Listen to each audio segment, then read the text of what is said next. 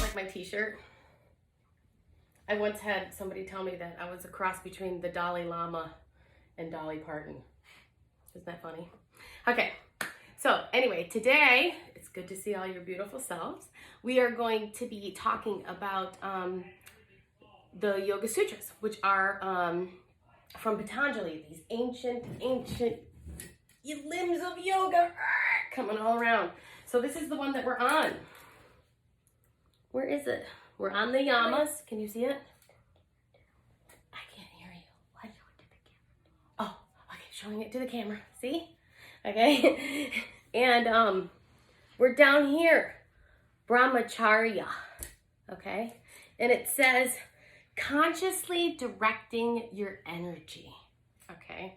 Which sounds kind of hard, right? I'm going to show you how to do it. Okay? Also, we're going to talk about how Bramacharya is also not just succumbing to whatever craving, I'll fix it, whatever craving you have or thought that you have and just rolling with it, right? This is a different way about kind of conducting yourself. Remember, this is right action. It's the ways that we can act to make ourselves well, okay? And this is just one way, okay? So I like to think of it like this. So if you have 70,000 thoughts a day. What? That's what they say. Okay, maybe they haven't met me or whatever. But that was just a joke.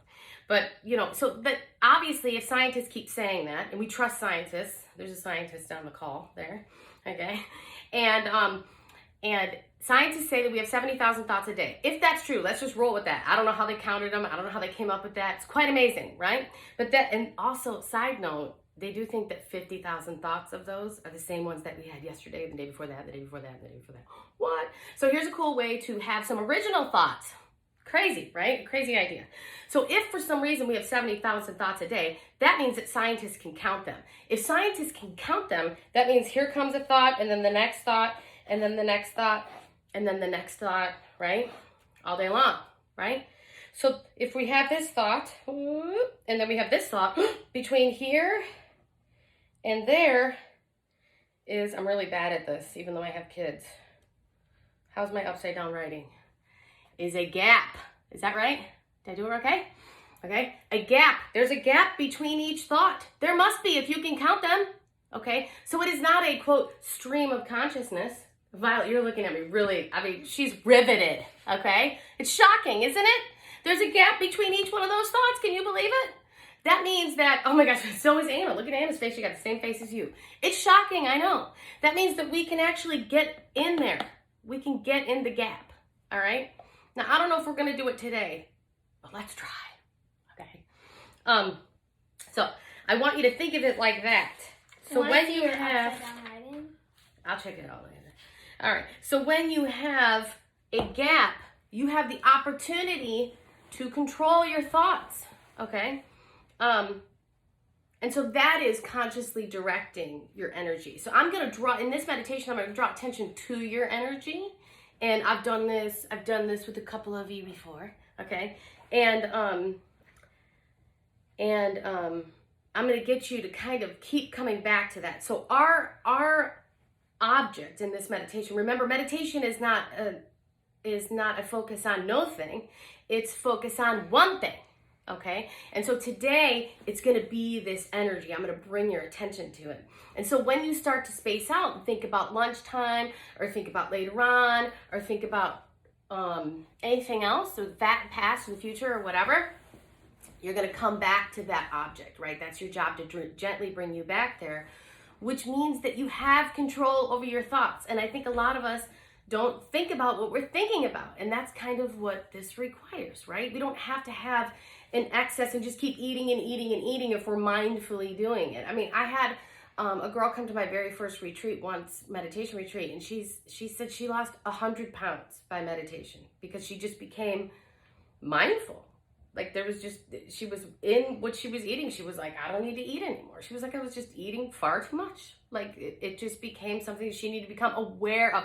Are we aware of what we're thinking? And if we're not, it's this Bramacharya comes into too much excess, just trying to fulfill something. Okay? And so that's what we're gonna do. You guys ready? Good. Okay. All right, you ready? All right. So you might want to, I'm gonna have a timer for the kids. And I have a timer for the rest of us. We're good? Yeah. Okay. And if you want to put on eye covers, going for Mom? Okay. These have aromatherapy on them. They're lovely. Okay. Oh, you look great. Thank you. All right. Okay. And so now what we're going to do is I am going to talk you through this. This is going to be guided at the beginning, okay? So here we go. Oh, hi, Linda. Okay. All right. So I don't have eye covers. Oh, here, I'll use them. You want me to use them? There's another one. Okay, right there. Okay. These are more comfy. Got it. Okay. So, find your comfortable sitting up space.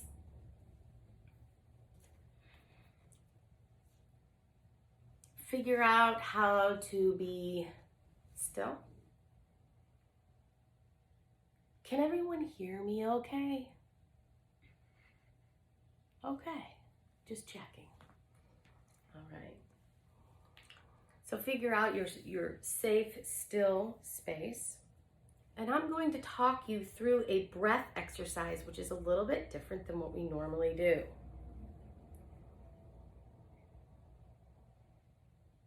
So go ahead and expel all breath from your lungs on a double exhale.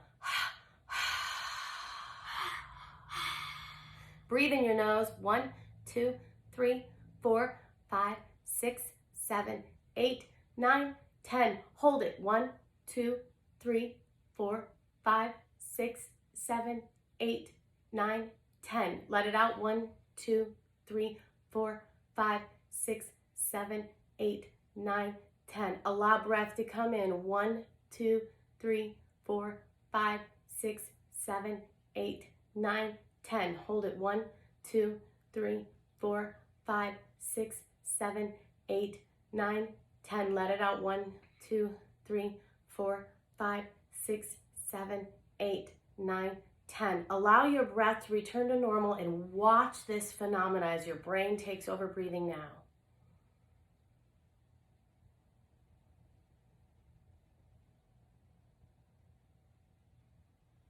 Feel and experience the difference between controlled breath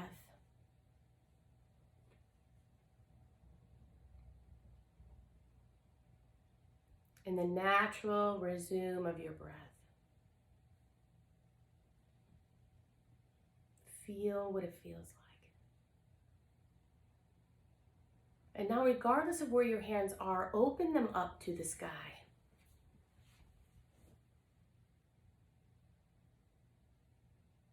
Be the receiver. Bring all of your attention to both hands.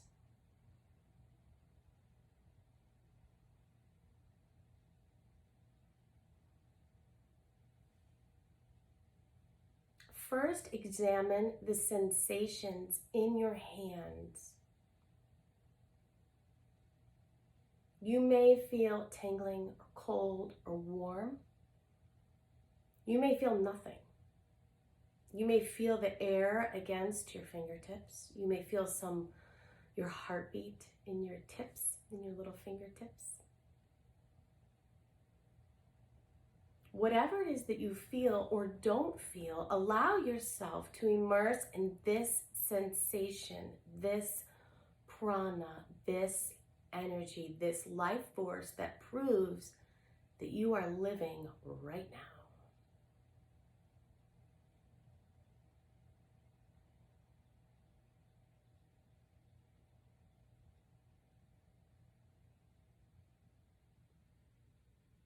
When your attention moves away, gently bring it back to your hands, to this amazing power and prana and life force or consciousness, whatever you call it. that has you thriving and living right now. It moves through your hands. They're alive. When your thoughts move away from your hands, just gently bring them back. Take control of your thoughts and bring them back to this awareness.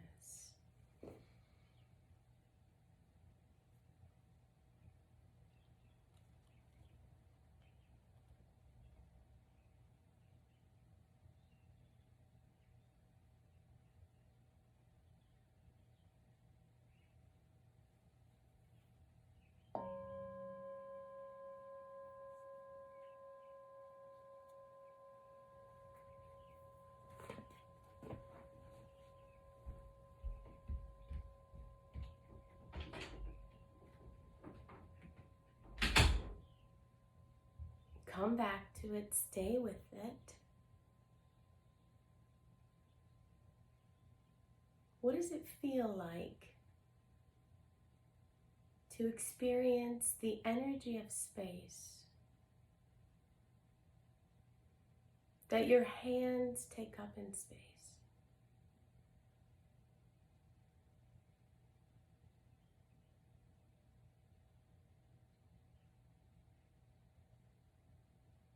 Can you imagine the energy of space surrounding your hands and each finger?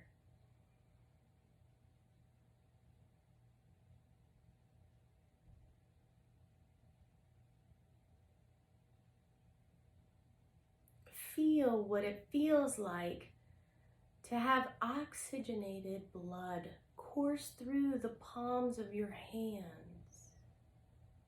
Your life force.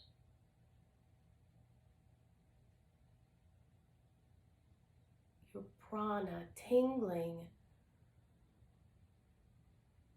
with this thriving, living energy.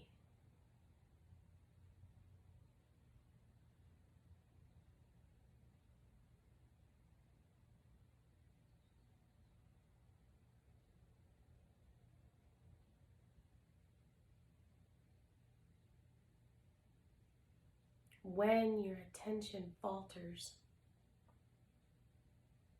name the thought, planning thought, future thought, regret thought, fear thought, craving thought, and allow that to dissipate, coming back to your beautiful living hand.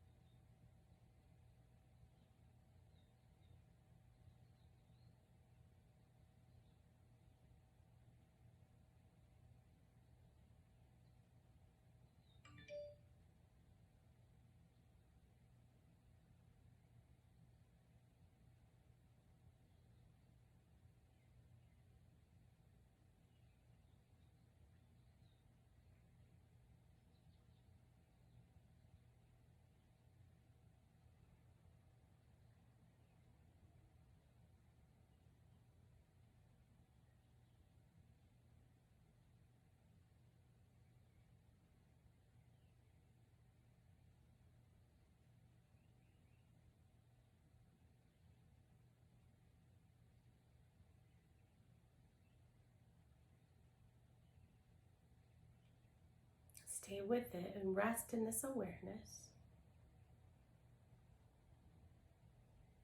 Hands.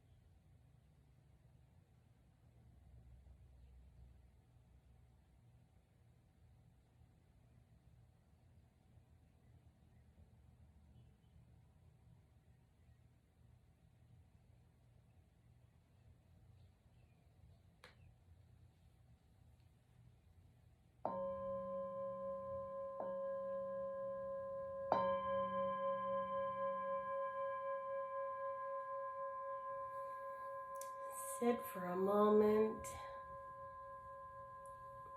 enjoying your thoughts having slowed a bit. Perhaps all of your physical has slowed a bit. And knowing that you're moving on to a busy day or a to-do list, or things to make or do or be. Take a couple of deep cleansing breaths here. Remembering what it was like to manipulate your breath. And then watch it.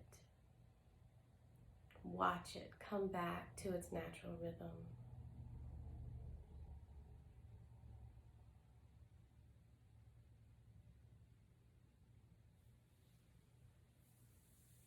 When you're ready, you can open your eyes.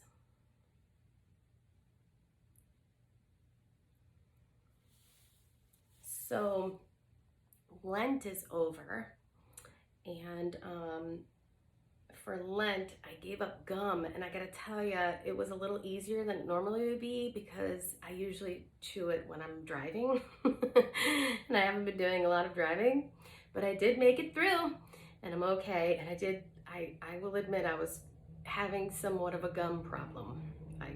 It was out of hand, I will say.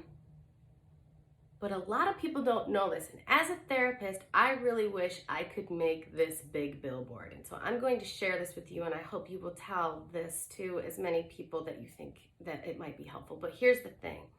When there is something that you don't want to do, if you don't want to have a drink, or if you don't want to eat chocolate, or if you don't want to chew gum, if you want any of that, right? A lot of times we just stay away from the bar, or we don't buy the chocolate, or we don't go near the pantry, or we stay away from people having cupcakes, or whatever it is that they're doing that we don't want, right? And I will tell you that if you go sit at that bar and feel what it feels like to want, I don't know, a margarita or whatever your poison is, okay?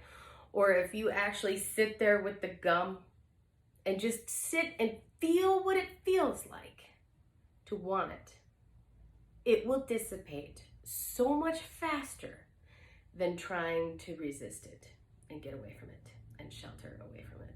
Because if I tell you, whatever you do, don't think about a white polar bear and a pink tutu, that's all you'll think about. I mean, we've done study after study after study, watching little kids will sit in the corner. When you stop thinking about that, come out of the corner. They don't come out of the corner, okay? It's not stop thinking, stop it, stop it, stop it, stop. It's like, oh, I feel that. It's more like being at the ocean. Okay, you let it in. You're like, wow, I really want a piece of gum. You let it out. Okay, it comes in, you're like, whoa, I really want a piece of gum. And then you let it out. You're like, I want to move my mouth. I want to taste that taste. I want to whatever it is. And then all of a sudden, it's gone. Okay? And so that may be facing it, facing ourselves, having that conversation with your ego. Now, tomorrow we're going to do a parigraha, which I told you we were going to talk about toilet paper. This is about not hoarding and not being greedy, okay? So we'll talk about that tomorrow. And then Friday, we're going to have loving kindness, like we do every Friday, loving kindness meditation. We're going to pray and meditate for all these other people and send good vibes out.